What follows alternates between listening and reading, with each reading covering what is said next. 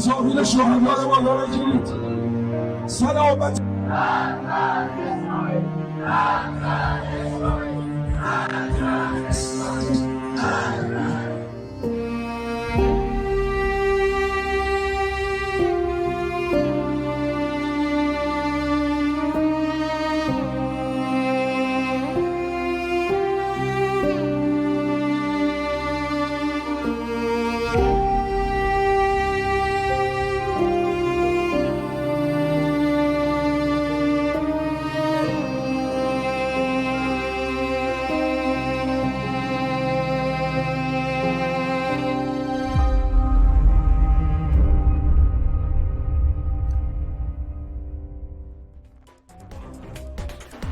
ലോകത്തെവിടെയാണെങ്കിലും അത് കറുത്തവനോ വെളുത്തവനോ യൂറോപ്പിനോ അറേബ്യ ആരുമായിക്കോട്ടെ, കുഞ്ഞുങ്ങൾ മാലാഖമാരാണ്. വെറുപ്പറിയാത്തവരാണ്, വിദ്വേഷവും ചതിയും അറിയാത്തവരാണ്. 160 നിഷ്കളങ്കരായ പ്രൈമറി സ്കൂൾ പെൺകുട്ടികളുടെ ചോര കുടിച്ചാണ് ഇറാനിൽ ഇസ്രായേലിന്റെ യുദ്ധാരംഭം. ഇൻഗുലാബ് ചത്തരത്തിൽ മിനാം നഗരത്തിൽ ആ മാലാഖ കുഞ്ഞുങ്ങളെ ദൈവത്തിന്റെ കരങ്ങളിൽ ഏൽപ്പിക്കാൻ ഇറങ്ങിയത് ലക്ഷക്കണക്കിന് മനുഷ്യരാണ്. അതിലൊരു കുഞ്ഞിന്റെ അമ്മ പറയുന്നത് കേട്ടു: എനിക്ക് എന്റെ കുഞ്ഞിനെ പൂർണ്ണമായി കബറടക്കാൻ കഴിഞ്ഞില്ല. കിട്ടിയത് ചിതറിയ കയ്യും കാലും. എന്റെ കുഞ്ഞിന്റെ തല അക്രമികൾ ചിതറിച്ചു കളഞ്ഞു. എന്റെ ഈ അനാഥ വേദനയ്ക്ക് നിങ്ങളോട് ദൈവം കണക്ക് ചോദിക്കും. ആ മാതൃവേദനകൾക്ക് മതമില്ല, രാഷ്ട്രീയമില്ല, ഇന്ത്യയെന്നോ ഇറാനെന്നോ ഇല്ല, ദേശാതിർത്തികൾ പ്രസക്തമേ അല്ല. ശരിയാണ്, ഏതാനും മാസങ്ങൾക്ക് മുൻപാണ് ആയത്തുള്ള അലി ഖൊമൈനി ഭരണകൂടത്തിന് തെറ്റായ നയങ്ങൾ, വിലക്കയറ്റം, സ്ത്രീ അടിച്ചമർത്തൽ, ജീവൽ പ്രശ്നങ്ങൾ, തെരുവുകളിൽ ആളിക്കത്തിയ പ്രതിഷേധം, IRG അടിച്ചമർത്തിയതാണ്. പക്ഷേ രാജ്യത്തെ ആക്രമിക്കാൻ ഏതെങ്കിലും ഒരു തന്നെ ഉരുമ്പിട്ടിറങ്ങിയാൽ രാഷ്ട്രീയം മാറ്റിവെച്ച് ജീവൻ വേണേൽ അതും തരാം എന്ന ആർജവത്തിൽ നെഞ്ചങ്ങ് വിരിച്ചൊരു പെഹൽഗാം ചോരക്കാലം മറക്കാനായോ? അതേതരം രാജ്യസ്നേഹം, അതേതരം രാഷ്ട്രവികാരത്തിലാണ് ആകാശത്ത് അത്യാധുനിക മിസൈലുകളുടെ സർവനാശം, താഴെ ശവക്കൂനുകൾ തീർക്കുമ്പോഴും ഇൻഗുലാബ് സ്ക്വയറിൽ തെരുവുകളിൽ പ്രതികാരമെന്ന ഒറ്റ വികാരത്തിൽ ഇറാനികൾ അവിടെ തന്നെ നിൽപ്പാണ്. ഓടി ബങ്കറുകളിൽ പെരിച്ചാഴിമട്ടിൽ ഒളിച്ചിട്ടില്ല. അതേ പെഹൽഗാമിൽ നമ്മുടെ കൂടപ്പിറപ്പുകളുടെ ചോരയൊഴുക്കിന് ഇന്ധനം നൽകിയ ഒരു തെമ്മാടി മേജർ അസീം മുനീറിന് വൈറ്റ് ഹൌസിൽ പരവതാനി വിരിച്ച് കെട്ടിപ്പിടിച്ചൊരു നേതാവ്, ഈ രാജ്യത്തിന്റെ പൗരന്മാരെ കയ്യിലും കാലിലും ചങ്ങലക്കിട്ട് പട്ടികളെ പോലെ കയറ്റിവിട്ട് അധിക്ഷേപിച്ചൊരു നേതാവ്, തോന്നിയവാസം പിഴച്ചുങ്കം മണ്ടക്കടിക്കാൻ മടിക്കാത്തൊരുത്തൻ, റഷ്യയിൽ നിണ്ണ വാങ്ങിയാൽ മൂക്കിൽ കയറ്റും എന്ന് പരമാധികാരത്തെ കളിയാക്കുന്ന ഒരു നേതാവിന് ഇപ്പോഴും അച്ഛനെ പോലെ കൊണ്ട് ആരാധിക്കുന്ന അടിമക്കൂട്ടങ്ങൾ, ട്രംപിസ്റ്റ് വിധേയർ, ആത്മാഭിമാനം കെട്ട ഇരുകാലികളെ നാണമുണ്ടോ?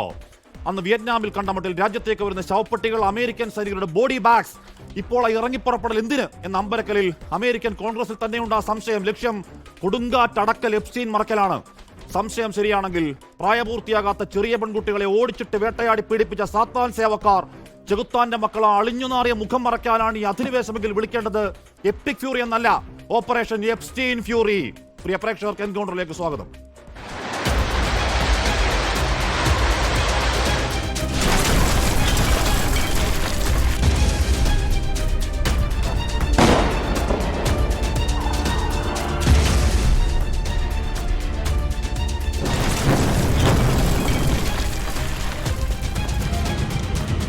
Waited for them to hit us first after they were attacked, and by someone else. Israel attacked them, they hit us first, and we waited for them to hit us.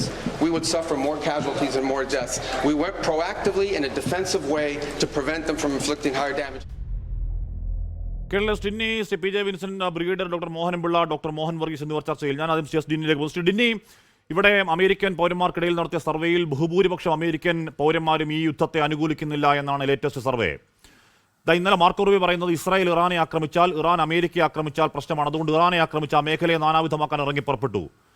ആർക്കും പിടിയിട്ടിട്ടില്ല മൊത്തത്തിൽ. പക്ഷേ ഇനി കരയുദ്ധമെന്ന് പറയുന്നുണ്ട് ട്രംപ്. ലോകം മുഴുവൻ അസമാധാനം ഉണ്ടാക്കുന്ന മട്ടിലേക്ക് പടർന്നു പിടിക്കലാണോ ആ യുദ്ധം? ഇത് ഇന്നൊന്നും അവസാനിക്കാൻ പോകുന്നു എന്ന് പ്രതീക്ഷിക്കാനാകുമോ ശ്രീ S ഡിന്നി? ശ്രീ ഹാഷ്മി, ഒരു കാര്യം വളരെ വ്യക്തമാണ്. അമേരിക്ക എന്ത് ഉദ്ദേശത്തിലാണോ അവർ ഈ യുദ്ധത്തിലേക്ക് ഇറങ്ങിയത്, ആ ഉദ്ദേശങ്ങളൊന്നും ഈ അടുത്ത കാലത്തെങ്ങും അവർക്ക് കിട്ടാൻ പോകുന്നു, അല്ലെങ്കിൽ അവർക്ക് അതിനകത്തിലേക്ക് സക്സസ് കിട്ടുമെന്നുള്ള ഒരു ലക്ഷണവും ഇതുവരെ നമുക്ക് കാണാൻ സാധിച്ചിട്ടില്ല. രണ്ടാമതായിട്ട് എനിക്ക് വളരെ അതിശയമായിട്ടാണ് തോന്നുന്നത് മാർക്കോ റൂബിയോയുടെ ആ സ്റ്റേറ്റ്മെന്റ്, US സെക്രട്ടറി ഓഫ് സ്റ്റേറ്റിന്റെ. അതായത് ഞങ്ങൾ ആക്രമിച്ചത്, ഇസ്രായേലിന്റെ ഭാഗത്തു നിന്നുള്ള ഒരു അക്രമം ഉണ്ടായാൽ അത് ഇറാൻ തിരിച്ചടിക്കും, അങ്ങനെ ആ തിരിച്ചടിക്കുന്ന മുമ്പാണ് ഞങ്ങൾ അറ്റാക്ക് ചെയ്യുന്നത്. ഇത് എന്തെങ്കിലും ലോജിക് ഉണ്ടോ എന്ന് ഇന്നേ വരെ ഒരു മിലിറ്ററി സ്ട്രാറ്റജിസ്റ്റ് എന്നുള്ള നിലയിൽ ഞാൻ എങ്ങും കണ്ടിട്ടില്ല. ഒരു പ്രിയംപ്റ്റീവ് എന്ന് പറഞ്ഞു കഴിഞ്ഞാൽ അവർ പ്രിപ്പയർ ചെയ്തുകൊണ്ടിരിക്കുകയാണ്, അവർ ഞങ്ങളെ ആക്രമിക്കാൻ സാധ്യതയുണ്ട്, അപ്പം ഞങ്ങൾ അടിക്കും. അത് ഒരു പ്രിയംപ്റ്റീവ് ആവും. ഇദ്ദേഹം പറയുന്നത് വെച്ചാൽ എന്തായാലും ഏതെങ്കിലും ഒരു രാജ്യം എന്നാണ് ഉദ്ദേശിച്ചത്, ഏതെങ്കിലും ഒരു രാജ്യം, അതിനകത്ത് ഇസ്രായേൽ പറയുന്നത് അത് ഇറാനെ അടിക്കും, അപ്പൊ ഇറാൻ തിരിച്ചടിക്കും. ആ തിരിച്ചടി വരാതിരിക്കാനാണ് ഞങ്ങൾ ഇപ്പോൾ അടിക്കുന്നത്. ഇത് എന്തെങ്കിലും ലോജിക്കാണെന്ന് അദ്ദേഹത്തിന് തന്നെ മനസ്സിലാവുന്നില്ല. എനിക്കൊന്ന് അമേരിക്കയിൽ തന്നെ വലിയ രീതിയിലുള്ള ഒരു പ്രതിഷേധം അല്ലെങ്കിൽ ലാക്ക് ഓഫ് ക്ലാരിറ്റിക്ക് വേണ്ടി നടക്കുന്നുണ്ട്. രണ്ടാമതായിട്ട് US സംബന്ധിച്ചോളം അവർ ഒരു മിസ്കാൽക്കുലേഷൻ നടത്തിയിട്ടുണ്ട് എന്നുള്ളതിനകത്തുള്ള ഏറ്റവും പറയുന്ന കാര്യം എന്ന് വെച്ച് കഴിഞ്ഞാൽ, ഒരിക്കലും അവരെനിക്ക് തോന്നുന്നില്ല പ്രതീക്ഷിച്ചു ഇതുപോലുള്ള ഒരു റിയാക്ഷൻ ഇറാന്റെ ഭാഗത്തു നിന്നുണ്ടാവുന്നു. അവർ വിചാരിച്ചെന്ന് വെച്ച് കഴിഞ്ഞാൽ ഒരു ഫസ്റ്റ് സ്ട്രൈക്കിലൂടെ കംപ്ലീറ്റ് ലീഡർഷിപ്പിനെ ഇല്ലാതാക്കി കഴിഞ്ഞാൽ ഉടനെ തന്നെ ആ കംപ്ലീറ്റ് ലീഡർഷിപ്പ് ഇറാന്റെ കൊളാപ്സ് ആവും, തെരുവിലേക്ക് ജനങ്ങൾ ഇറങ്ങി അതൊരു ഭരണമാറ്റത്തിലേക്ക് പോകുമെന്ന് വിചാരിച്ചുള്ള രീതിയിലാണ് അവർ തുടങ്ങിയത്. പക്ഷെ അതൊന്നും നടന്നില്ല എന്ന് മാത്രമല്ല, ജനങ്ങൾ ഈ നല്ല എതിർപ്പുള്ള ജനങ്ങൾ പോലും ആരും പുറത്തു വരുന്നില്ല. ആ എതിർപ്പുള്ള ജനങ്ങൾ പോലും ഒരു രാജ്യത്തിന്റെ തലവനെ ഇങ്ങനത്തെ ഈ രീതിയിലേക്കുള്ള ഒരു അറ്റാക്കും ആ രാജ്യത്തിൽ ഇതുപോലത്തെ ബോംബിങ് ചെയ്ത് അവരെല്ലാം ഒരുമിച്ചാവും. അത് ഏത് രാജ്യത്തിന്റെ ആയാലും ശരി, അതങ്ങനെയാണ്. ഇറാനും അത് തന്നെയാണ് സംഭവിച്ചത്. രണ്ടാമതായിട്ട് ഇറാൻ കാൽക്കുലേറ്റ് ചെയ്ത് വളരെ വ്യക്തമായിട്ടുള്ള അവരുടെ ഒരു പ്ലാൻ ഉണ്ടായിരുന്നു.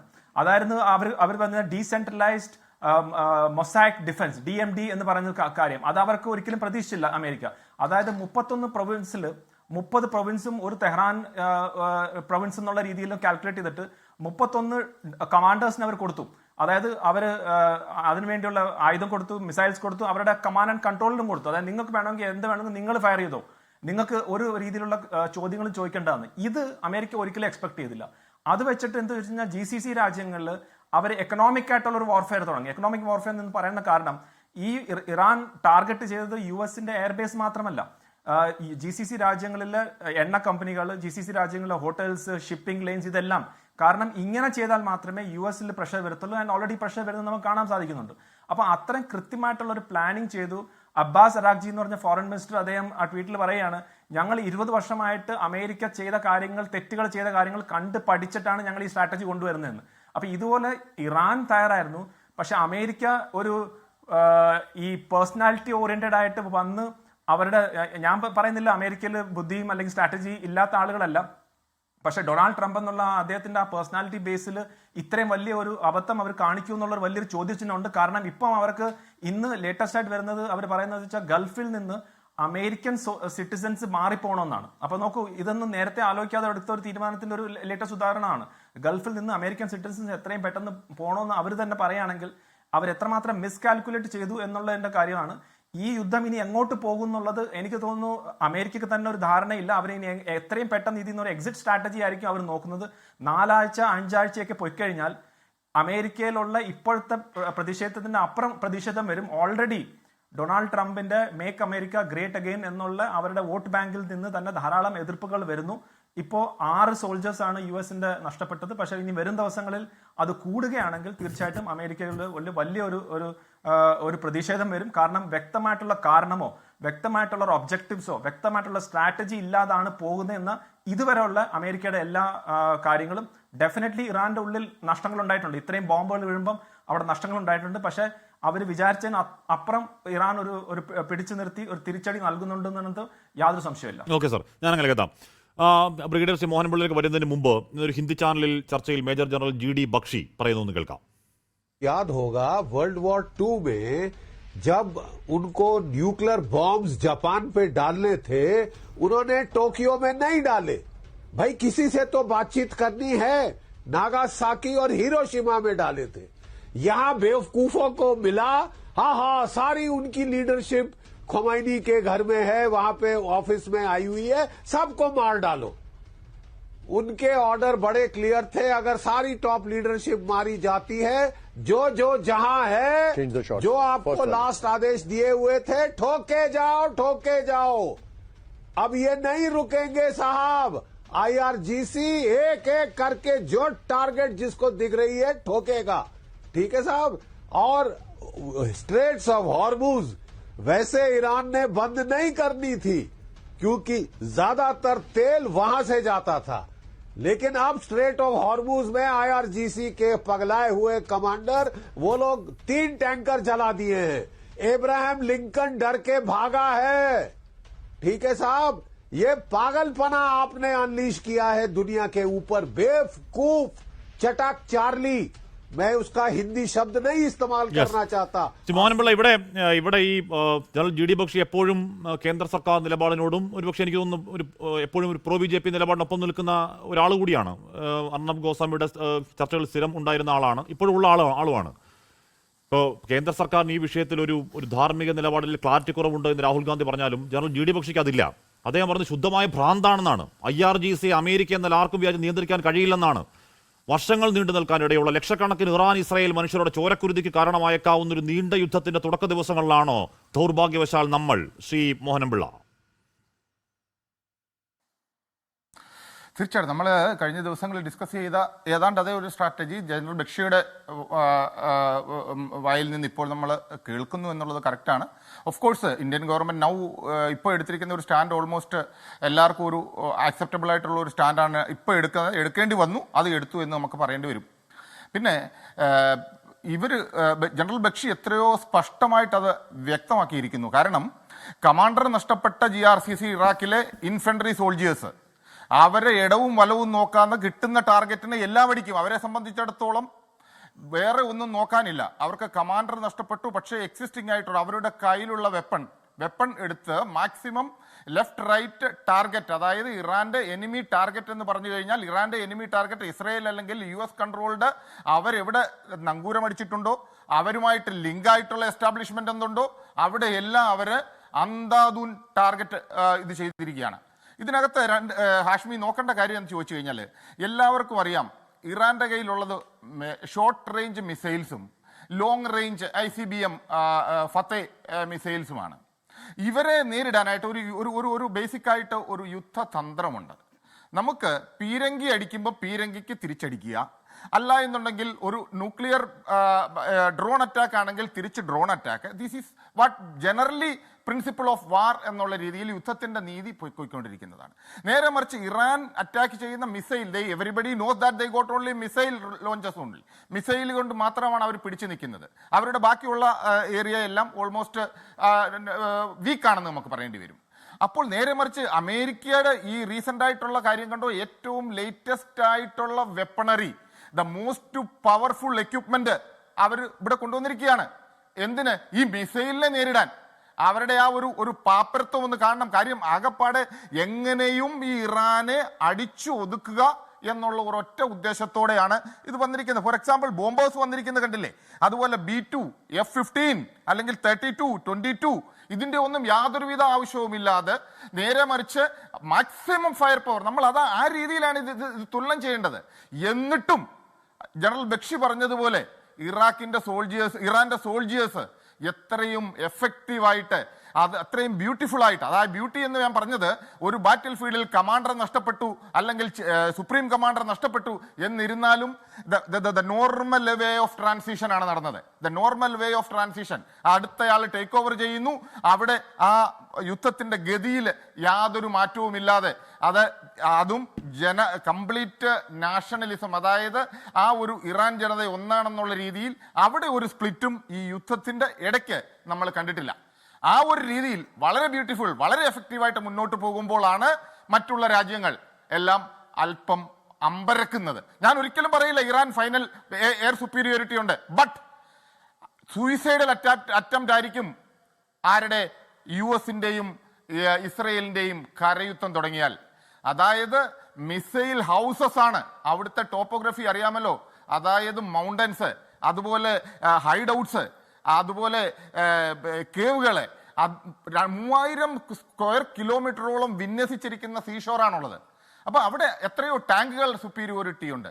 നേരെ മറിച്ച് US-ഉം ഇസ്രയേലും ചെയ്യണമെന്നുണ്ടെങ്കിൽ അവർക്ക് ചെയ്യാൻ പറ്റുന്ന ഒരു കാര്യം എന്ന് പറഞ്ഞാൽ നിയർ ബൈ US ബേസിൽ മാൻ പവർ ഇറക്കി, ഇൻഫൻട്രി ഇറക്കി, അവിടെ നിന്ന് മൗണ്ട് ചെയ്ത് അഡ്വാൻസ് ചെയ്യിപ്പിക്കുക, അല്ല എന്നുണ്ടെങ്കിൽ പാരാട്രൂപ്പിംഗ് എയർ ഡ്രോപ്പിംഗ് ചെയ്ത് അഡ്വാൻസ് ചെയ്യിപ്പിക്കുക. These all are the foolish attempt. അത് ഒരിക്കലും നടക്കില്ല. ബട്ട് ആര് ഇൻഫൻട്രി ഗ്രൗണ്ടിൽ ഇറങ്ങി ഗ്രൗണ്ട് ഒക്കുപ്പൈ ചെയ്യാതിരിക്കുവോ അന്ന് വരേക്കും ആർക്കും ഒരു ആത്യന്തികമായിട്ടൊരു വിജയമോ അല്ലെങ്കിൽ ഗ്രൗണ്ടിൽ ഒരു ഹോൾഡോ ഉണ്ടാവില്ല. നേരെ മറിച്ച് US ഇപ്പോൾ വിചാരിച്ചിരിക്കുന്നത് എന്തെന്ന് ചോദിച്ചാൽ, വേണമെങ്കിൽ കരയുദ്ധം എന്ന് പറയും എന്നിരുന്നാലും അവിടെ വന്ന് ഹാവോ ക്രിയേറ്റ് ചെയ്ത് കുറെ കാഷ്വാലിറ്റി ലെഫ്റ്റ് റൈറ്റ് ഉണ്ടാവും, പക്ഷേ കാഷ്വാലിറ്റി US-ന് കൂടുതലുണ്ടാവും. അപ്പോൾ അവിടെ ഈ US എന്താണോ, ട്രംപ് എന്താണോ പ്രതീക്ഷിച്ചിരിക്കുന്ന ഇറാനിൽ ജനരോഷം ഉണ്ടായിട്ട് അവിടെ ഒരു ഗ്രൂപ്പിംഗ് ഉണ്ടാകും, അതിലധികമായിട്ട് ഗ്രൂപ്പിംഗ് ഉണ്ടാകാൻ പോകുന്ന US-ലായിരിക്കും കരയുദ്ധം തുടങ്ങിയാൽ. അതിനെ പിടിച്ചു നിർത്താൻ പിന്നെ ട്രംപിനാവില്ല. ആ ഒരു in between devil and deep see എന്നുള്ള രീതിയിലാണ് ട്രംപ് എന്ന് നമുക്ക് കാണേണ്ടിയിരിക്കുന്നു. ഇപ്പൊ ലേറ്റസ്റ്റ് ആയിട്ട് കണ്ടില്ലേ വാട്ട് ബ്രിട്ടൻ സെഡ്. യൂണിലാറ്ററൽ ആയിട്ട് ട്രംപ് അങ്ങ് പറയുകയാണ് ബ്രിട്ടൻ ഞങ്ങളുടെ കൂടാണ്, ഓൺ ബിഹാഫ് ഓഫ് ഹിം. എല്ലാ രാജ്യത്തിനും പകരമായിട്ട് ട്രംപ് തന്നെയാണ് ഡയറക്റ്റ് ആയിട്ട് ഡിക്റ്റേറ്റ് ചെയ്യുന്നത്, ബ്രിട്ടൻ ഈസ് വിത്ത് അസ്. അത് കഴിഞ്ഞിട്ട് എന്താണ് പറ്റിയത്? അതുപോലെ തന്നെയാണ് നമ്മൾ ഇതിനു മുമ്പും ഇന്ത്യയുടെ കാര്യത്തിലും കണ്ടതാണ്, യൂണിലാറ്ററൽ ആയിട്ട് അങ്ങ് തീരുമാനം എടുക്കുന്ന we are not aware about it. എന്നിരുന്നാലും ട്രംപ് പറഞ്ഞു കൂടെ നിൽക്കുന്ന സമയത്ത് പ്രതീക്ഷിച്ചു, പക്ഷെ നിന്നില്ല. ബ്രിട്ടൻ പറഞ്ഞു ഞങ്ങൾക്ക് ചരിത്രം ഓർമ്മയുണ്ട്. ഏത് ചരിത്രമാണ്? കൂട്ട നശീകരണമായതുകൊണ്ട് കള്ളം പറഞ്ഞ് നമ്മളെല്ലാം കൂടെ പോയി ഇറാഖിനെ കൊന്നില്ലേ, എന്നിട്ട് നിങ്ങൾ കള്ളം പറഞ്ഞില്ലേ? ആ വഞ്ചനയുടെ ചരിത്രം ഞങ്ങൾക്ക് ഓർമ്മയുണ്ട്. അതുകൊണ്ട് സൂക്ഷിച്ചു മതി ഈ കളികൾ എന്ന് ബ്രിട്ടൻ പറയുകയും ചെയ്തു. ഞാൻ അങ്ങനെ എത്താം. ശ്രീ പി ജെ വിൻസെന്റ്, ഇവിടെ എന്താണ് ഇന്നും അമേരിക്ക ആവർത്തിക്കുന്ന റെജീം ചേഞ്ച് ഉണ്ടാകും, ഭരണമാറ്റം ഉണ്ടാകുമ്പോൾ 4 ദിവസം ഇസ്രായേൽ പറഞ്ഞു. ഇപ്പോൾ അത് 1 മാസത്തോളം ആക്കിയിട്ടുണ്ട് അമേരിക്ക. എത്ര മാസം മൂന്നാർക്കറിയാം. പക്ഷേ റെജീം ചേഞ്ച് എന്ന് പറഞ്ഞ് അതൊരു കോമൺ വാക്കായി. അതൊരു ഭീകരമായ വാക്കാണ്. അത് നടന്നാലും ഇല്ലെങ്കിലും ശ്രീ പി ജെ വിൻസെന്റ് എന്ന് പറഞ്ഞാൽ അമേരിക്കയ്ക്ക് ഇഷ്ടമല്ലാത്ത രാഷ്ട്രത്തലവന്മാരെ ഒന്നുകിൽ പോയി പിടിച്ചുകൊണ്ട് വരിക, അല്ലെങ്കിൽ കൊന്നുകളയുക. ശ്രീ പി ജെ വിൻസെന്റ് അന്ന് 7ാം കപ്പൽപ്പട അയച്ച് വിരട്ടിയപ്പോൾ അത് ഇന്ത്യയുടെ സമുദ്രാതിർത്തി കടന്നാൽ ജീവനോടെ തിരിച്ചു പോകണം ഞങ്ങൾ തീരുമാനിക്കും എന്ന് പറഞ്ഞൊരു പ്രധാനമന്ത്രി നമുക്കുണ്ടായിരുന്നില്ലേ? അന്ന് നിക്സന് പകരം ട്രംപ് ആയിരുന്നെങ്കിൽ റെജീം ചേഞ്ച് എന്ന് തോന്നിവാസം പറഞ്ഞ് ഇങ്ങോട്ട് വരത്തില്ലായിരുന്നു ഇന്ദിരാഗാന്ധിക്ക് നേരെ.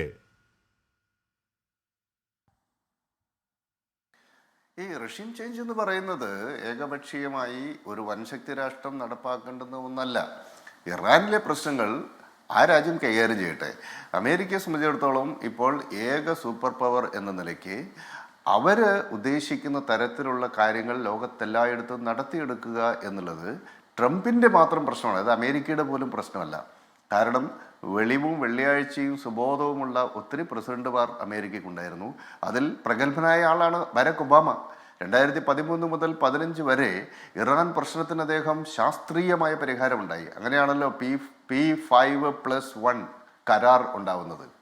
ആ കരാറ് ഏകപക്ഷീയമായി റദ്ദാക്കിയത് ട്രംപാണ്. യഥാർത്ഥത്തിൽ ഇറാൻ ആണവായുധം നേടുന്നതിന് ഒരു പരിഹാരമാകുമായിരുന്നു അത്.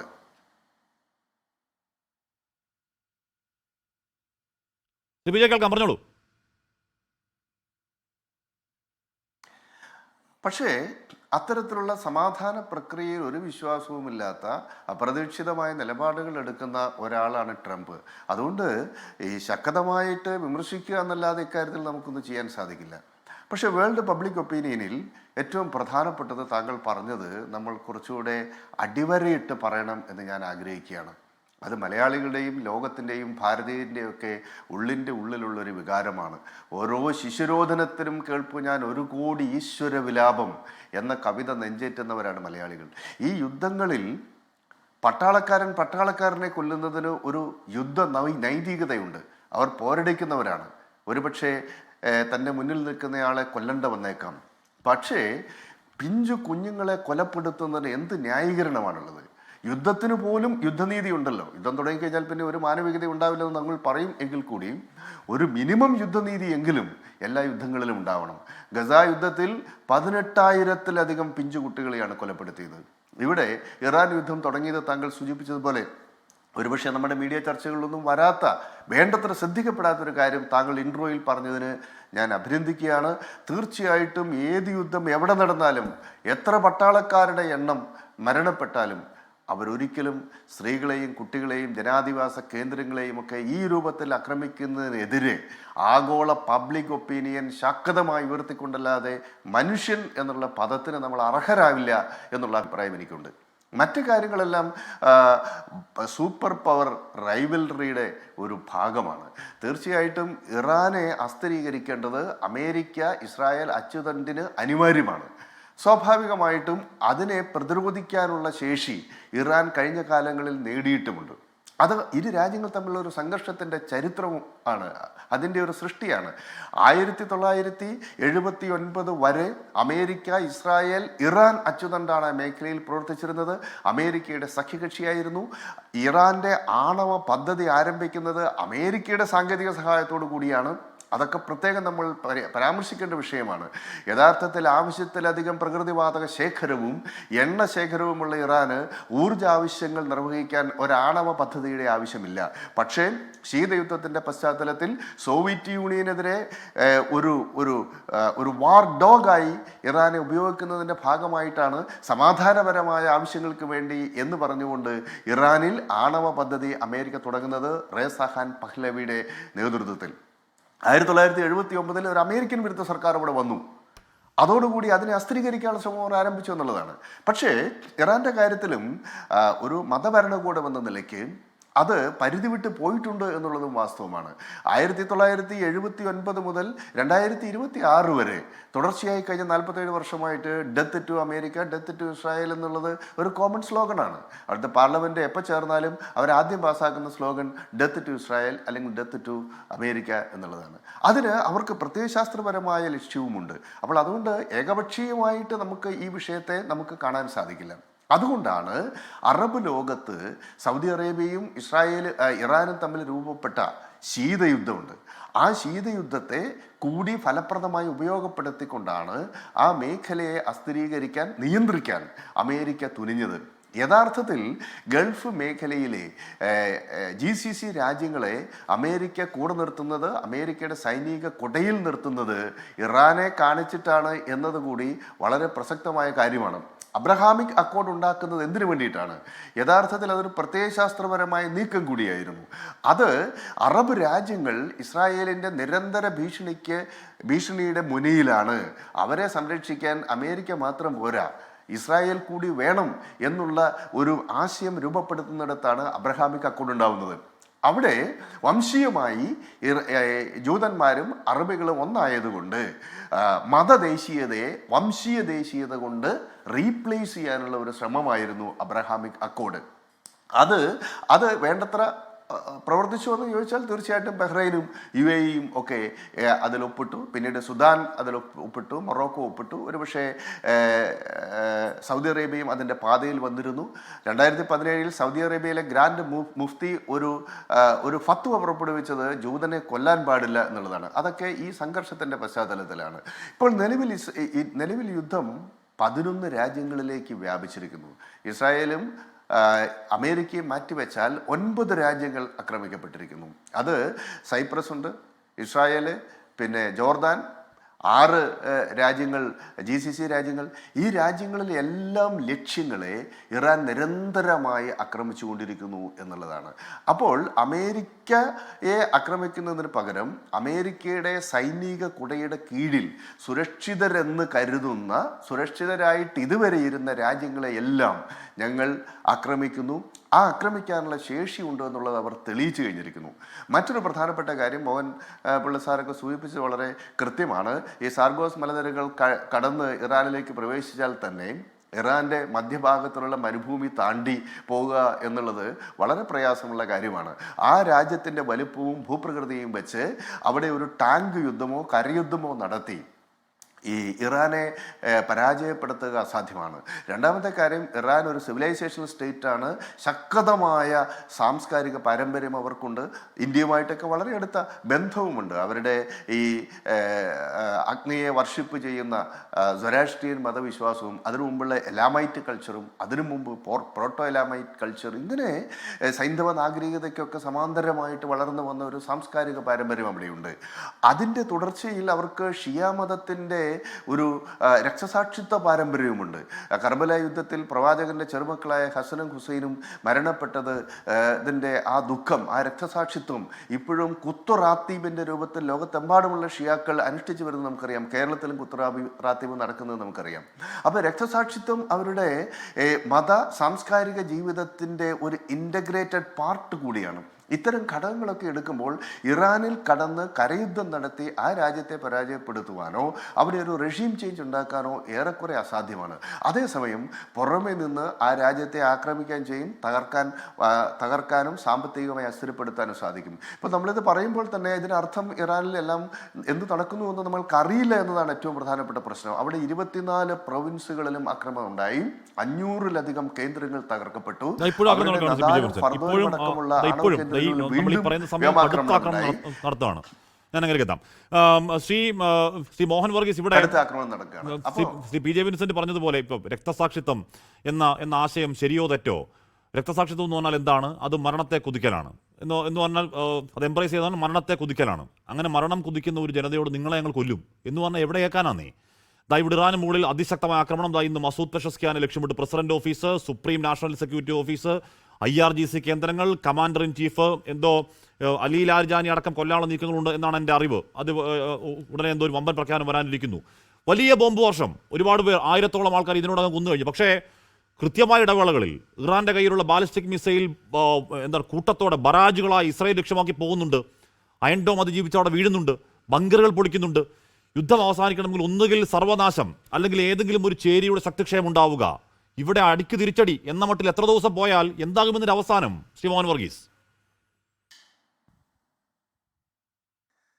അവസാനത്തിന്റെ സൂചനകൾ ഒന്നും തന്നെ ചക്രവാള സീമയിൽ ഇപ്പോൾ കാണാനില്ല എന്നതാണ് ദുഃഖകരമായ യാഥാർത്ഥ്യം.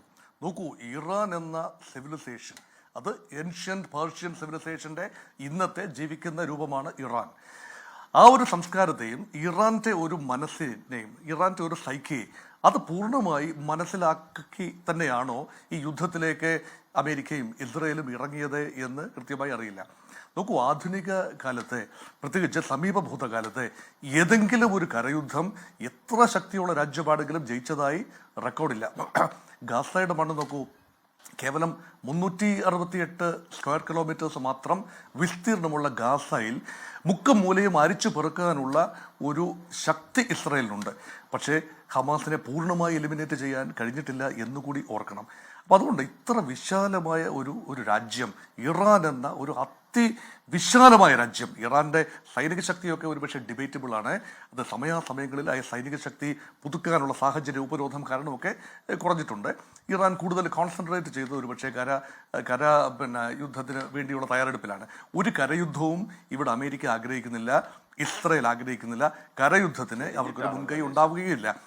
ആകാശങ്ങളിൽ നിന്നുകൊണ്ട് തന്നെ യുദ്ധം ജയിക്കുക, ആകാശങ്ങളിൽ നിന്നുകൊണ്ട് തന്നെ യുദ്ധം ജയിക്കുക എന്ന രീതിയിലാണ്, ആ രീതിയിലാണ് ഇവിടെ കാര്യങ്ങൾ മുന്നോട്ട് പോകുന്നത്. പക്ഷേ അവിടെ one day if they really want to have a regime change, കരയിലേക്ക് ഇറങ്ങേണ്ടി വരും എന്നത് വാസ്തവമാണ്. അതാണ് യാഥാർത്ഥ്യം. അവിടെയാണ് നേരത്തെ ഇവിടെ സൂചിപ്പിച്ച സാഗ്രോസ് മൗണ്ടൻസ്. നോക്കൂ, ഇവിടെ പേർഷ്യൻ ഗൾഫിൽ നിന്ന് ഒരു 2500-3000 കിലോമീറ്ററുള്ള സമുദ്രതീരമുണ്ട്. അവിടെ എവിടെയെങ്കിലും ഒരു മെറൈൻ ഒരു ലാൻഡിങ് ഉണ്ടാകാം, ഒരു ലാൻഡ് ബേസ്ഡ് ലാൻഡിങ് ഉണ്ടാകാം. അവിടെ നിന്നും സൈന്യങ്ങൾക്ക് പല കോളംസ് ഇരച്ചു കയറി ഭൂമിയിലേക്ക് വരണം. എത്ര വടക്കാണ് ടെഹ്റാൻ കിടക്കുന്നത് നോക്കൂ. അവിടെ മലനിരകൾ 12000 കിലോമീറ്റർ നീളത്തിൽ ഇങ്ങനെ കിടക്കുകയാണ്, സാഗ്രോസ് മലനിരകൾ. അതിൻ്റെ വിടവുകളിലൂടെ കടന്നു ചെന്ന് മരുഭൂമിയും താണ്ടി ടെഹ്റാനിൽ എത്തുന്ന ഒരു കരനീക്കം എത്രയോ ബുദ്ധിമുട്ടുള്ള, എയർ ലിഫ്റ്റിംഗ് വളരെ ബുദ്ധിമുട്ടുള്ളൊരു കാര്യമാണ്. അവിടെയാണ് ഇറാന്റെ ഷോർട്ട് റേഞ്ച് മിസൈലുകൾ, ഇറാന്റെ ടാങ്കുകൾ, ഇറാന്റെ ആർമിയുടെ ഒരു ഫൈറ്റിംഗ് കേപ്പബിലിറ്റി എല്ലാം.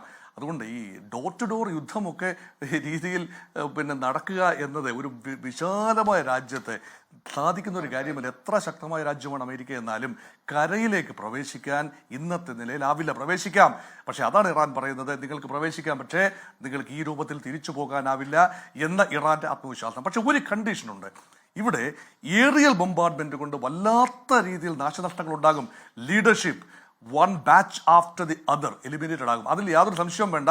മസൂദ് പെസഷ്കിയാനെ ലക്ഷ്യം വെച്ച് കഴിഞ്ഞു. അയത്തുള്ള അലി ഖൊമേനി ആദ്യ മണിക്കൂറിൽ തന്നെ ഏറ്റവും പ്രൈം ടാർഗറ്റായ അയത്തുള്ള അലി ഖൊമേനി വധിക്കപ്പെട്ടു. പക്ഷെ വധിക്കപ്പെടുമ്പോൾ അമേരിക്കയുടെ ഒരു ചിന്ത, അല്ലെങ്കിൽ ഇസ്രായേലിന്റെ ഒരു ചിന്ത, കണക്ക് കൂട്ടൽ എന്ന് പറഞ്ഞാൽ ആ യുദ്ധം വളരെ പ്രിസിഷൻ വാർഫെയർ ആയിരിക്കും. വൺ സ്ട്രൈക്ക്, 48 പേരാണ്, എണ്ണം പറഞ്ഞ 48 നേതാക്കന്മാരാണ്, സൈനിക നേതാക്കന്മാരുണ്ട്, രാഷ്ട്രീയ നേതാക്കളുണ്ട്, സുപ്രീം ലീഡറുണ്ട്. ഇവരെല്ലാം തന്നെ എലിമിനേറ്റഡ് ആയി കഴിയുമ്പോൾ ഇറാൻ പതറും എന്നാണ് വിചാരിച്ചത്. പക്ഷേ ഇത് മുൻകൂട്ടി പ്രതീക്ഷിച്ചിരുന്ന ഒരു കാര്യം തന്നെയാണ്. അവിടെയാണ് ഇറാന്റെ ഒരു കരുതൽ എന്ന് പറയുന്നത്.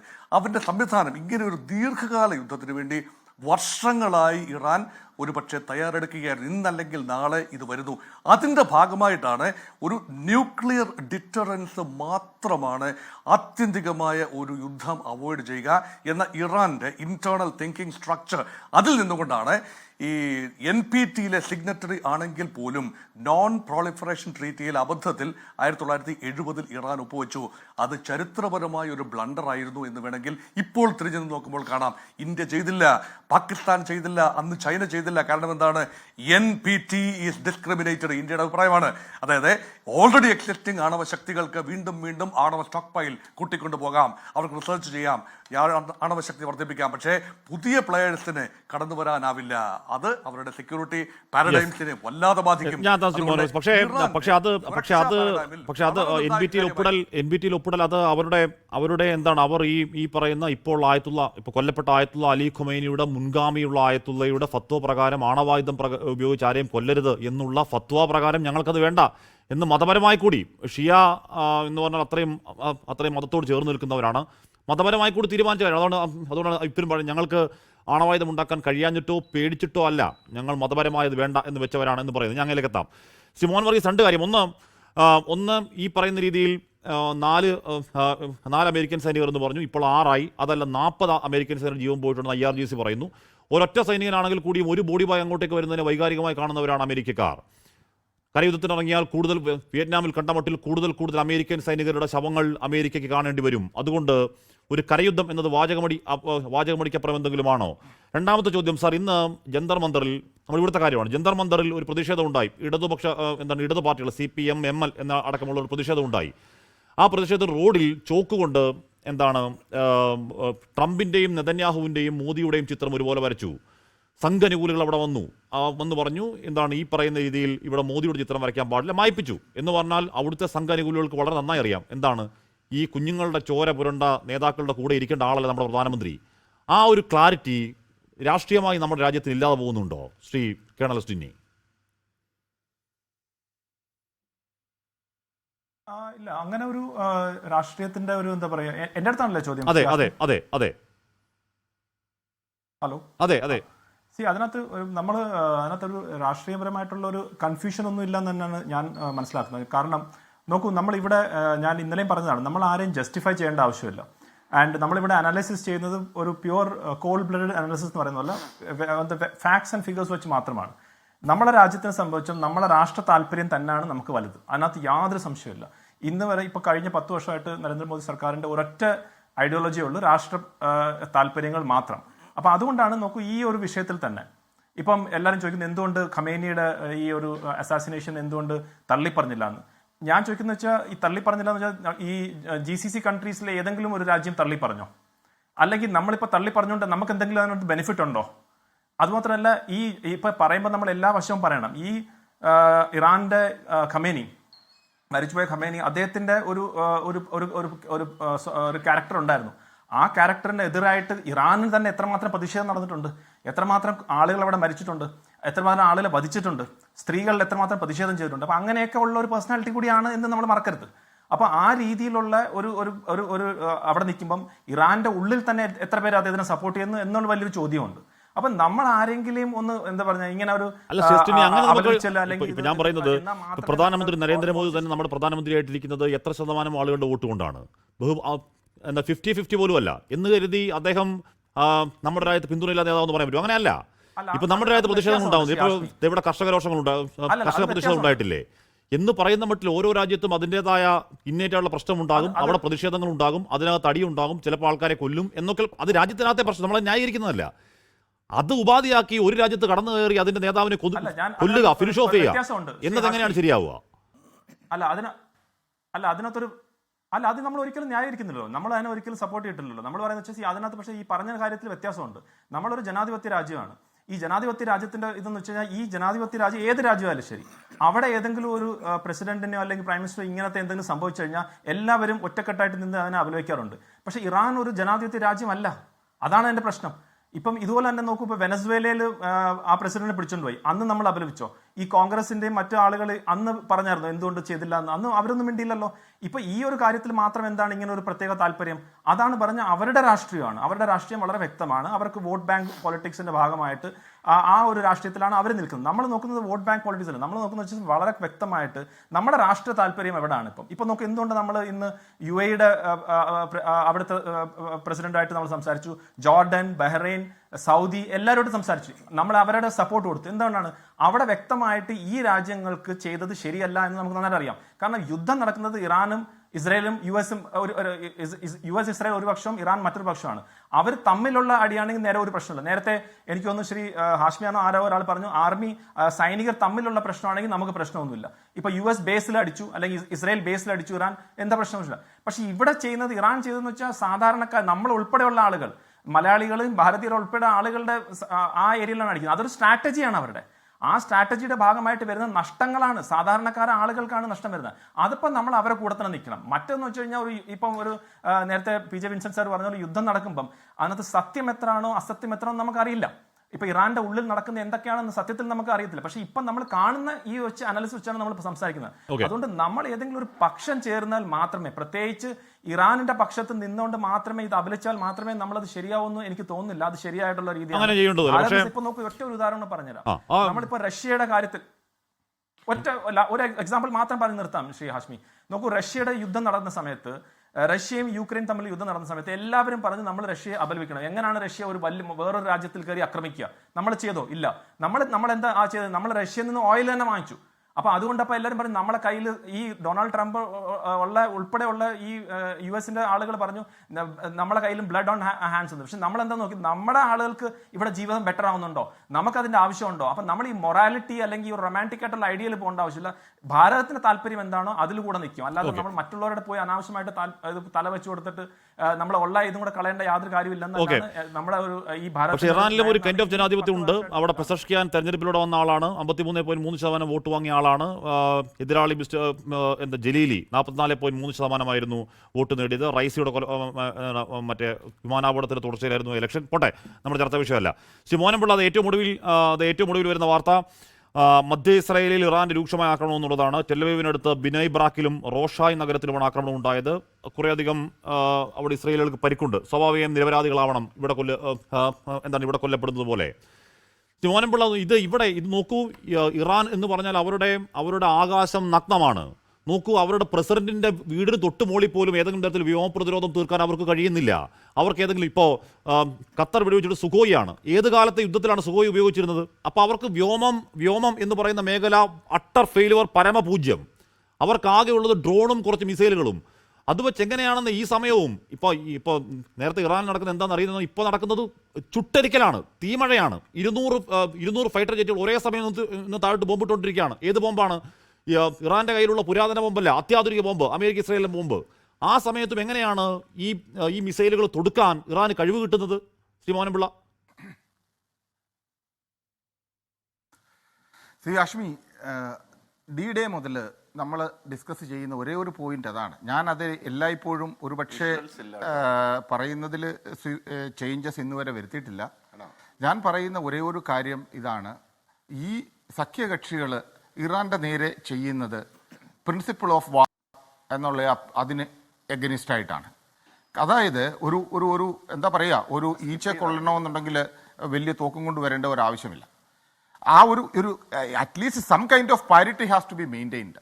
ഇവിടെ അവരുടെ വീണ്ടും ഞാൻ ആ പറഞ്ഞതിലോട്ട് വരുന്നത്, ഇവരുടെ ഉദ്ദേശം വളരെ ക്ലിയർ ആണ്. എല്ലാവരും പറയുന്നത് ഇത് യുദ്ധം നീണ്ടു നിൽക്കും. ഇതൊന്നും നീണ്ടു നിൽക്കില്ല. അതായത് ഹാഷ്മി അവരുടെ ആദ്യത്തെ ടാർഗറ്റ് അച്ചീവ് ചെയ്തു.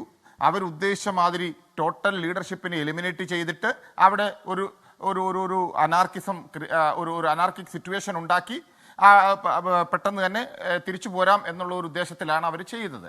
പക്ഷേ ഇപ്പോൾ അവരുടെ മുന്നിൽ വേറെ വഴിയില്ല. ഏറ്റവും എഫക്റ്റീവായിട്ടുള്ള weapon, heavy volume of fire power, അത് മാത്രം ബൊംബാർഡ്മെന്റ് നടത്തി ഇറാനെ ഒരു ഷേപ്പ്ലെസ് ആക്കി, എന്നിട്ട് മുഖം രക്ഷിച്ച് unilateral cease fire, I mean to say the unilateral cease fire, അതായത് US-ഉം ഇസ്രയേലും കൂടി ചേർന്ന് ഒരു യൂണിലാറ്ററൽ സീസ് ഫയർ ചെയ്ത് തിരിച്ചു വരും. ഒരു പ്രാവശ്യം അവരത് 2 ദിവസം മുമ്പേ പറഞ്ഞു, ഞങ്ങൾ ചെയ്യാനുള്ളത് ചെയ്തു, ബാക്കി നിങ്ങൾ ചെയ്തു. പക്ഷെ അതിനൊരു റെസ്പോൺസ് കിട്ടിയില്ല. എവിടുന്ന്? ഇറാനിന്റെ public opinion was not in favour of that. അപ്പം അവരുടെ ഉദ്ദേശം വളരെ ക്ലിയർ ആണ്, ഇതേ നടക്കാൻ പോകുന്നുള്ളൂ. അല്ലാതെ അവിടെ ഒരു മീഡിയേഷൻ വന്ന് ഇറാൻ ഒരു കാരണവശാലും മീഡിയേഷൻ ആഗ്രഹിക്കുന്നില്ല ആസ് ഓഫ് നൗ. അവർക്ക് വേണ്ടത്, കാര്യം യുദ്ധം നടക്കുന്ന എത്ര വലിയ പൊന്നു തമ്പുരാനാണെന്ന് പറഞ്ഞു കഴിഞ്ഞാൽ പോലും, മോസ്റ്റ് സൂപ്പർ പവർ ആണെന്ന് പറഞ്ഞാലും അവരുടെ വെപ്പണും ഷോർട്ടേജ് വരും. അതായത് എല്ലാത്തിനും ഒരു കൺട്രോൾ ഉണ്ട്. ആ ഷോർട്ടേജ് വന്നു കഴിയുമ്പോൾ നഷ്ടം 2 കൂട്ടർക്കുമുണ്ട്. ഇവരുടെ കാൽക്കുലേഷൻ വെച്ച് കുറവായിരിക്കും.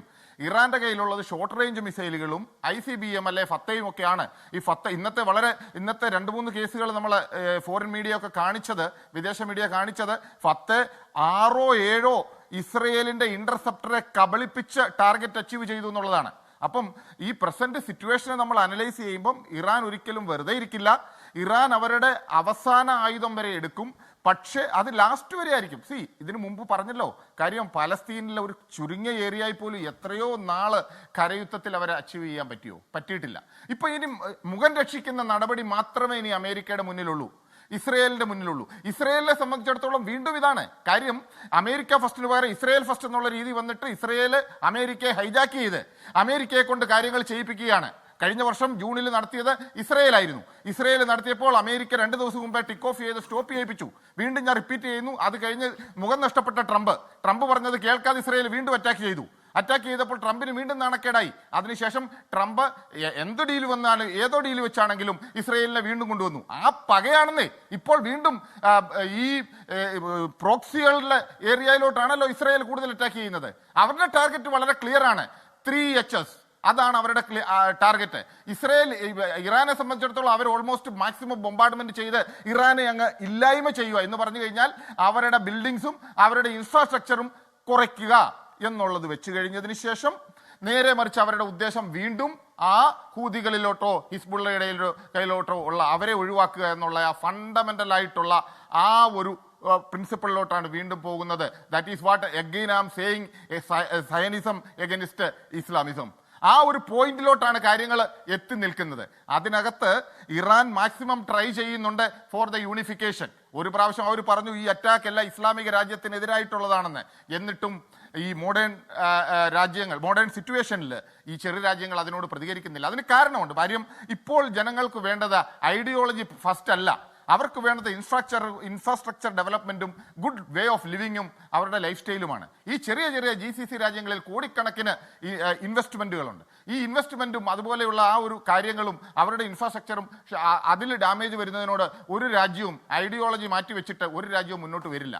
അതാണ് അതിനകത്തെ ക്രക്സ് എന്ന് പറയുന്നത്. നേരെ മറിച്ചിട്ട് ഇസ്രയേലിന്റെയും US-ന്റെയും മുന്നിൽ ഈ ഒരു വഴിയല്ലാതെ, ഞാൻ എന്നും പറയുന്നു, ഈ ഒരു വഴിയല്ലാതെ വേറെ ഒരു വഴിയുമില്ല. കാര്യം ഇത് ചൈനയ്ക്ക് നല്ലതുപോലെ അറിയാം. ചൈന ഒരിക്കലും അതിനകത്ത് മീഡിയേഷൻ വരില്ല. ചൈനയ്ക്ക് പ്രയോജനമില്ലാത്ത ഒരു ഏരിയയിലും ചൈന ഇടപെടത്തില്ല. അതാണ് ചൈന ഇന്നുവരെ നമ്മൾ കണ്ടിട്ടുള്ളത്.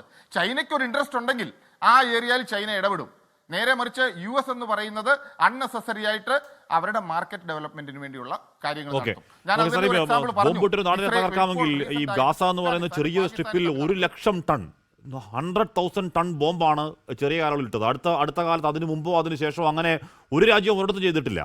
ചെറിയൊരു സ്ഥലത്ത് അത്രയും ബോംബിട്ടിട്ട് പലസ്തീൻ ഇല്ലാതായില്ല. അപ്പോൾ പിന്നെ ഇറാൻ പോലും വലിയ രാജ്യത്ത് ബോംബിട്ട് മൊത്തം നശിപ്പിക്കാം എന്ന് പറയുന്ന പരിപാടി നടക്കുമെന്ന് കാത്തിരുന്നു. ഇവിടെ ഇസ്രായേലിൽ ആ ദൃശ്യങ്ങൾ എടുക്കരുത്, പുറത്തുവിടരുത് എന്ന പൗരന്മാർ കർശന നിർദ്ദേശം, ഇന്റർനെറ്റ് ബ്ലാക്ക് ഔട്ട് എന്നൊക്കെ പറയുമ്പോഴും ചില ദൃശ്യങ്ങളൊക്കെ പുറത്തു വരുന്നുണ്ട്. മാധ്യമപ്രവർത്തകർക്ക് എടുക്കുന്നതാണ്, മാധ്യമപ്രവർത്തകരെ നിയന്ത്രിക്കുന്നുണ്ട് ആ ദൃശ്യങ്ങൾ എടുക്കുന്നവരെ. ഏറ്റവും ഒടുവിൽ അല്പസമയം മുമ്പ് നടന്ന മിസൈൽ ബരാഷ് അവിടെ പോയി വീഴുന്ന ദൃശ്യങ്ങൾ കണ്ടാൽ പേടിയാവുന്ന പോലെ ഇൻസൈനാണ്. അമ്മാതിരി മിസൈൽ മഴ അവിടെ ഉണ്ടാവുന്നുണ്ട്. ഇറാൻ അത് ചെയ്യട്ടെ, കാര്യം ഇറാൻ അവകാശമുണ്ട്, അവരുടെ പരമോന്നത നേതാവിനെ കൊന്നതിനുള്ള പ്രതികാരം ചെയ്യലാണ്. പക്ഷെ ഖത്തറിൽ, ബഹ്റൈനിൽ, ഈ പറയുന്ന നമ്മുടെ പ്രിയപ്പെട്ടവർ ജോലി ചെയ്യുന്ന സ്ഥലങ്ങളിലൊക്കെ അമേരിക്കൻ എയർബേസ് എന്ന് പറഞ്ഞിട്ട് അതൊന്നുമല്ല, ജനവാസ മേഖലകൾക്കൊക്കെ അടിക്കുകയാണ്. ഏറ്റവും ഒടുവിൽ ഗതികെട്ടാണ് ഖത്തറും ഖത്തർ പ്രതിരോധത്തിനൊരുങ്ങുന്നത്. ഡിപ്ലോമസിക്ക് തയ്യാറാണെന്ന് UAE പറയുന്നത്. ഞങ്ങൾ പ്രതിരോധിക്കും, ഇനി അടിച്ചാൽ ഞങ്ങൾക്കും ഇതെല്ലാം മറ്റു വഴിയില്ല എന്ന് പറയുന്നത്. അതിനൊരു പരിഹാരം ഉണ്ടാക്കണ്ടേ ശ്രീ PJ വിൻസെന്റ്? അങ്ങനെ ആവാമോ? തീർച്ചയായിട്ടും അത് വളരെ പ്രധാനപ്പെട്ട ഒരു കാര്യമാണ്. ഇസ്രായേലിലേക്ക് ആക്രമിക്കുന്നത് സ്വാഭാവികമാണ്. കാരണം ഇസ്രായേലിൽ ആണല്ലോ ഈ 12 ദിന യുദ്ധത്തിലും ഇപ്പോഴത്തെ യുദ്ധവും തുടങ്ങി വെച്ച രാജ്യം ഇസ്രായേലാണ്. മാത്രമല്ല ഇസ്മായിൽ ഹനിയെ തുടങ്ങി എത്രയോ നേതാക്കൾ, ഈ നേതാക്കളെല്ലാം കൊന്നതിൽ അതിൻ്റെ ഇൻ്റലിജൻസ് വർക്ക് അത് മുഴുവൻ നടത്തിയത് ഇസ്രായേലാണ്. അതേസമയം ഈ ഗൾഫ് രാജ്യങ്ങളിലേക്ക് വന്നാൽ അതിൽ ഖത്തർ പലപ്പോഴും വലിയ പിന്തുണ ഇറാന് നൽകിയ രാജ്യമാണ്. ഖത്തറും ഇറാനും ടർക്കിയയും ചേർന്ന് ഒരു അച്ചുതണ്ട് തന്നെ അവിടെ രൂപപ്പെടുകയുണ്ടായി. സമീപകാലത്ത് അമേരിക്കയുമായിട്ടുള്ള ചർച്ചയിൽ 5 വട്ട ചർച്ചകൾക്ക് നേതൃത്വം നൽകിയത് ഒമാനാണ്. ഇപ്പോൾ നടന്നു വരുന്ന 3 വട്ട ചർച്ചകൾക്ക് ഒമാനായിരുന്നു ആതിഥ്യം വഹിച്ചത്. അപ്പോൾ ഇത്തരം ഘടകങ്ങളൊക്കെ ഉണ്ട്. അപ്പോൾ അതൊന്നും പരിഗണിക്കാതെ ഈ രാജ്യങ്ങളെ കണ്ണും പൂട്ടി ആക്രമിക്കുന്നത് യഥാർത്ഥത്തിൽ അത് അമേരിക്കയ്ക്കും ഇസ്രായേൽ അച്ചുതണ്ടിനും ഗുണകരമായി വരികയാണ് ചെയ്യുക. കാരണം അറബ് രാജ്യങ്ങൾക്ക് സൈനിക കുട ആവശ്യമാണ്, കൂടുതൽ ശക്തമായ പ്രതിരോധ സംവിധാനം ആവശ്യമാണ്. അത് ആ മേഖലയിൽ അമേരിക്കയാണ് ഇതുവരെ കൊടുത്തു വന്നിരുന്നത്. അവർക്ക് നിരന്തരമായി ഒരു എക്സിസ്റ്റൻഷ്യൽ ത്രെട്ട് ഉയർത്താൻ പറ്റുന്ന രാജ്യം ഇറാനാണ്. അപ്പോൾ അങ്ങനെ വരുമ്പോൾ ഇറാനിൽ നിന്ന് ഇനിയും ഭാവിയിൽ ആക്രമണമുണ്ടായാൽ അതിനെ പ്രതിരോധിക്കാൻ ഒരുപക്ഷെ 3 രാജ്യങ്ങൾക്കേ കഴിയുള്ളൂ. അതൊന്ന് അമേരിക്കയാണ്, മറ്റൊന്ന് ഇസ്രായേലാണ്, പിന്നെ അവരെ സഹായിക്കാൻ പറ്റുന്നത് ഇന്ത്യയാണ്. റഷ്യ, ചൈന ഏത് രൂപത്തിൽ അവിടെ ഇടപെടും എന്ന് നമുക്ക് അറിയില്ല. പക്ഷേ ഇന്ത്യയുടെ സഹായം അവർ ആവശ്യപ്പെടുന്നുണ്ട്. ഇപ്പോൾ സൗദി അറേബ്യ പാകിസ്ഥാനുമായിട്ട് ഒരു സൈനിക ഉടമ്പടിയിൽ ഒപ്പിട്ടതിൻ്റെ കാരണം പോലും ഭാവിയിൽ അമേരിക്കയും ഇസ്രായേലും പിന്മാറിക്കഴിഞ്ഞാൽ എന്തു ചെയ്യും എന്നുള്ള ഭീതിയാണ്. കാരണം ഈ ഇറാൻ എന്നുള്ളത് ഒരു ഭീതിയുടെ മൂല കാരണമാണ്. അത് ശീതയുദ്ധകാലത്ത് അമേരിക്കൻ ചേരിയും റഷ്യൻ ചേരിയും തമ്മിൽ 2 സൈനിക സഖ്യങ്ങൾ തമ്മിലുള്ള യുദ്ധം മാത്രമല്ല, അതൊരു ഐഡിയോളജിക്കൽ വാർഫെയർ കൂടിയായിരുന്നു.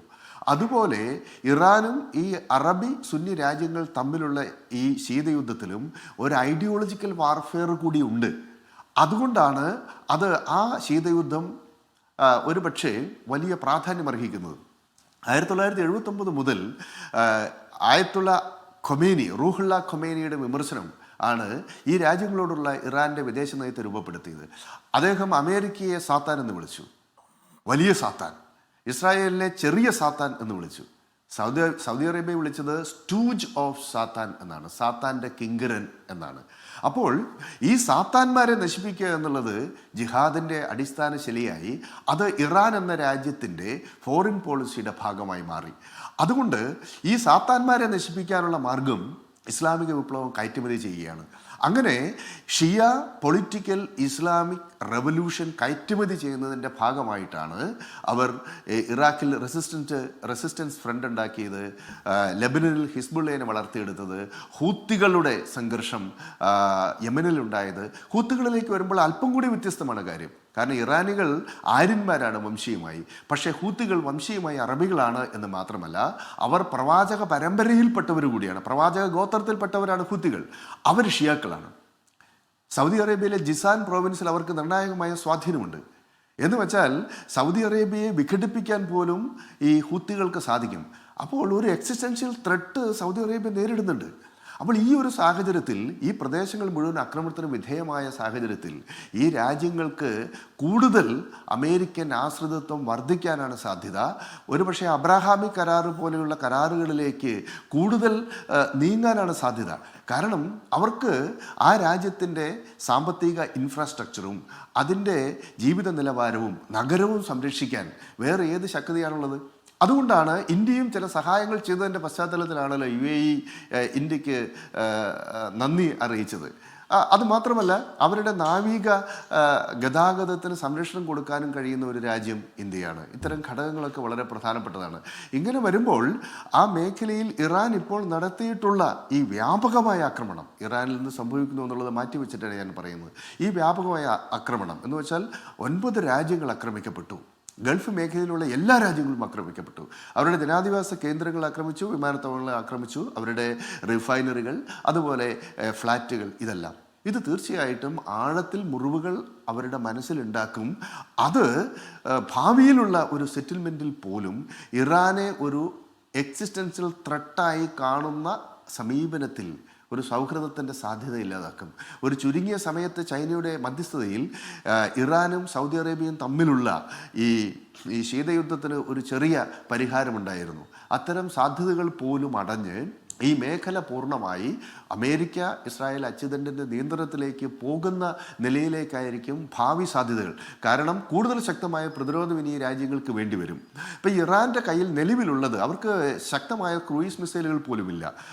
അവരുടെ കയ്യിലുള്ളത് ബാലിസ്റ്റിക് മിസൈലില്ല ആണ്.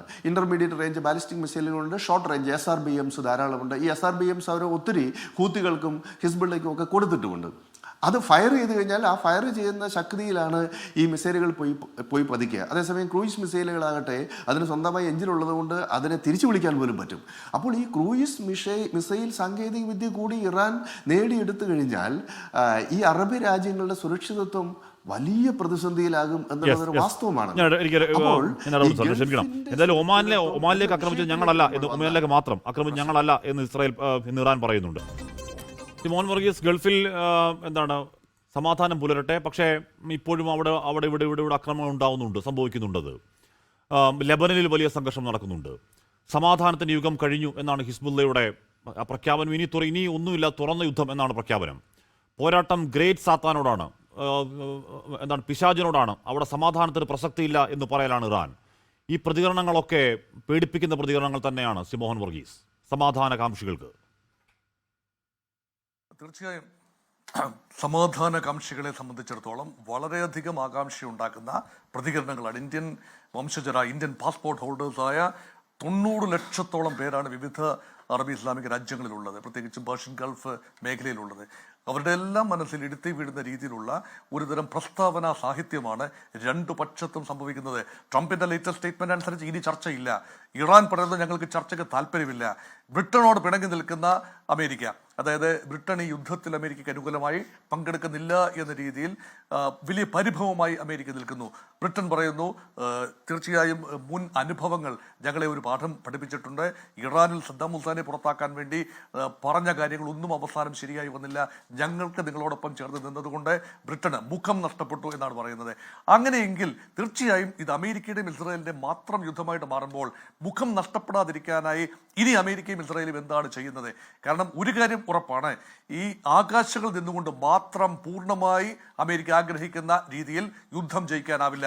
പരമാവധി സാധിക്കുന്നത് നാശനഷ്ടങ്ങൾ ഒരു രീതിയിലും അടുത്ത 10 വർഷത്തേക്ക് ഇറാന്റെ ആണവ നിലയങ്ങൾ പ്രവർത്തിക്കുന്നില്ല എന്ന് ഉറപ്പുവരുത്താൻ കഴിഞ്ഞേക്കും. ഇറാന്റെ മിസൈൽ ശേഖരത്തിന്റെ ശക്തി പൂർണ്ണമായി എലിമിനേറ്റ് ചെയ്യത്തക്ക രീതിയിൽ ആകാശത്ത് നിന്നുകൊണ്ട് മിസൈൽ ശേഖരം തകർക്കാൻ കഴിഞ്ഞേക്കും. പക്ഷേ ഇതിന്റെ സാങ്കേതിക വിദ്യ ഇറാന്റെ കയ്യിലുണ്ടാവും, ആണവ സാങ്കേതിക വിദ്യ ഉൾപ്പെടെ ഇറാന്റെ കയ്യിലുണ്ടാവും. നേതൃത്വത്തെ പൂർണ്ണമായി എലിമിനേറ്റ് ചെയ്യാൻ ആക്കാവുന്നു എങ്കിലും മറ്റൊരു നേതൃത്വം വീണ്ടും വീണ്ടും വീണ്ടും വേവ്സ് ആൻഡ് വേവ്സ് നേതൃത്വം വന്നുകൊണ്ടിരിക്കുകയാണ്. അതുകൊണ്ട് ഇത് അന്തമില്ലാതെ അനന്തമായി നീളുന്ന ഒരു പ്രക്രിയ എത്ര കാലം മുന്നോട്ട് പോകാനൊക്കും? ലോകമനസാക്ഷി ഉണരില്ലേ? അമേരിക്ക കൂടുതലേ? പബ്ലിക് ഒപ്പീനിയൻ ഉണരില്ലേ? അങ്ങനെ അനിശ്ചിതമായി ഒന്നും ഇത് നീണ്ടുപോകാനാവില്ല. പക്ഷേ അങ്ങനെ നീണ്ടുപോകേണ്ട ആവശ്യം വന്നാൽ നേരത്തെ ഇവിടെ ഒരു പാനലിസ്റ്റ് സൂചിപ്പിച്ചതുപോലെ ഏകപക്ഷീയമായ ഒരു പിന്മാറ്റം, തങ്ങളുടെ ഉദ്ദേശങ്ങൾ, ലക്ഷ്യങ്ങൾ നേടിയെടുത്തു കഴിഞ്ഞു. 3 ലക്ഷ്യങ്ങൾ നേടി. മിസൈൽ ശേഖരം തകർത്തു കഴിഞ്ഞു, ആണവ വിദ്യ തകർത്തു കഴിഞ്ഞു, ഉന്നത നേതൃത്വം തകർത്തു കഴിഞ്ഞു. അതുകൊണ്ട് ഇനി നിങ്ങളായി നിങ്ങളുടെ പാട്ടായി എന്ന് പറഞ്ഞുകൊണ്ട് പിൻവാങ്ങാനുള്ള ഒരു സാഹചര്യം ഒരുക്കിക്കൊണ്ട് ഒരുപക്ഷെ ഒരു മാറ്റം വന്നേക്കാം. അപ്പൊ അവിടെയും ഒരു പ്രസ്താവനാ സാഹിത്യമാണ്. എന്ത് നേടി, ആത്യന്തികമായി എന്ത് നേടി എന്ന് പറഞ്ഞാൽ അമേരിക്കയ്ക്ക് വലിയൊരു നേട്ടമുണ്ട്. ഇറാൻ എന്ന രാജ്യത്തെ ഇനി ഒരു കാലത്തും അറബി ഇസ്ലാമിക രാജ്യങ്ങൾ വിശ്വസിക്കില്ല എന്ന ഒരു നേട്ടം അമേരിക്കയ്ക്കുണ്ട്. അങ്ങനെയെങ്കിൽ തങ്ങളുടെ താവളങ്ങൾ ഈ ആചന്ദ്രതാരം എക്കാലത്തും അറബി മണ്ണിൽ, അറബി ഇസ്ലാമിക മണ്ണിൽ തങ്ങളുടെ താവളങ്ങൾ എല്ലാ കാലത്തും ഉണ്ടാകും. തങ്ങളെ സംരക്ഷണത്തിനായി ഈ GCC രാജ്യങ്ങൾ എക്കാലത്തും ആഗ്രഹിക്കും. അതുകൊണ്ട് തങ്ങളുടെ മിലിറ്ററി ഇൻഡസ്ട്രിയൽ കോംപ്ലക്സ് മുന്നോട്ട് പോകും എന്നൊരു വലിയ അഡ്വാൻറ്റേജ് അമേരിക്കയ്ക്കുണ്ട്. അതുകൊണ്ട് ഒരുപക്ഷെ തന്ത്രം, പുറത്ത് പറയുന്ന ഒരു തന്ത്രം, ഭരണമാറ്റം എന്ന തന്ത്രം മാത്രമാവില്ല ഒരുപക്ഷെ അമേരിക്കയുടെ മനസ്സിൽ. അതുകൊണ്ട് തന്ത്രങ്ങൾ മാറ്റി മാറ്റി പറയുന്നുണ്ട്. മാർക്കോ റൂബിയോ തന്നെ ഇന്ന് എത്ര ബുദ്ധിമുട്ടിയാണ് അമേരിക്കൻ വിദേശകാര്യ സെക്രട്ടറി ഒരു കാര്യം വിശദീകരിക്കാൻ ശ്രമിച്ചത്. ഇത് ആരുടെ യുദ്ധമെന്ന് ചോദിച്ചപ്പോൾ ഇസ്രായേൽ ഇറാനെ അടിക്കുമായിരുന്നു, അതുകൊണ്ട് ഇസ്രായേലിൽ നിന്ന് അമേരിക്കയ്ക്കെതിരെ ആക്രമണം ഉണ്ടാകുമായിരുന്നു.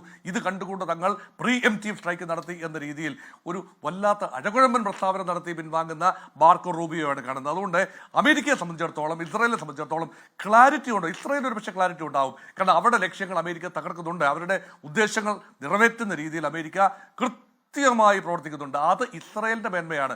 വിജയം ഇസ്രായേലിനാണ്, സംശയമൊന്നുമില്ല. പക്ഷേ മറുവശത്തെ അമേരിക്ക എന്ത് നേടി എന്ന് പറഞ്ഞാൽ ലോകരാജ്യങ്ങളുടെ വിശ്വാസ്യത നേടുന്നുണ്ടോ?